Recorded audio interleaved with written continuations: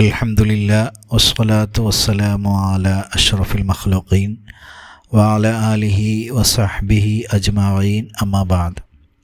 സ്നേഹം നിറഞ്ഞ പ്രേക്ഷകർക്ക് പുതിയൊരു വീഡിയോയിലേക്ക് ഹാർദവമായ സ്വാഗതം. ഇന്നത്തെ വീഡിയോയിൽ പറയാൻ ഉദ്ദേശിക്കുന്നത് എല്ലാവർക്കും സുപരിചിതമായ ഒരു ദുആയെക്കുറിച്ചാണ്. നമ്മളെല്ലാവരും നിരന്തരം യാത്ര ചെയ്യുന്നവരാണ്. അപ്പോൾ നമ്മൾ യാത്ര ചെയ്യുമ്പോൾ നബി സല്ലല്ലാഹു അലൈഹി വസല്ലമയുടെ തിരുചര്യ നമ്മൾ ഇക്കാര്യത്തിലും പിന്തുടരേണ്ടതുണ്ട്. അതെങ്ങനെയാണ്?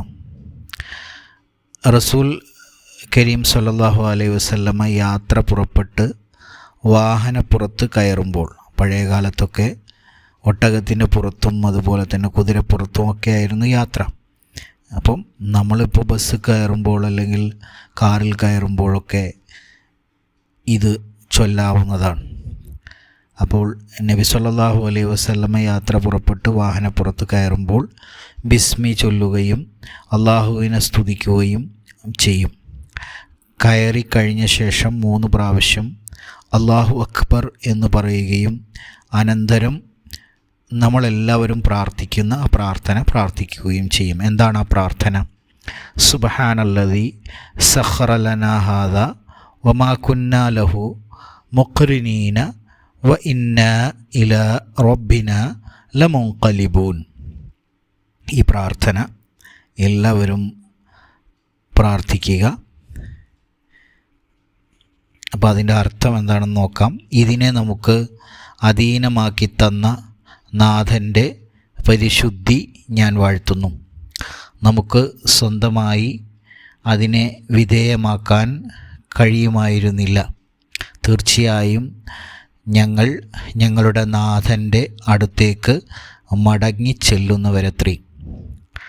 അപ്പം ഇത് ഖുർആനായത്ത് കൂടിയാണ്. അപ്പോൾ നമ്മളെല്ലാവരും ഈ പ്രാർത്ഥന നമ്മുടെ യാത്രയിലുടനീളം പ്രാവർത്തികമാക്കുക. യാത്ര തുടങ്ങുമ്പോൾ ഈ പ്രാർത്ഥന പ്രാർത്ഥിക്കാൻ എല്ലാവരും മറക്കാതിരിക്കുക.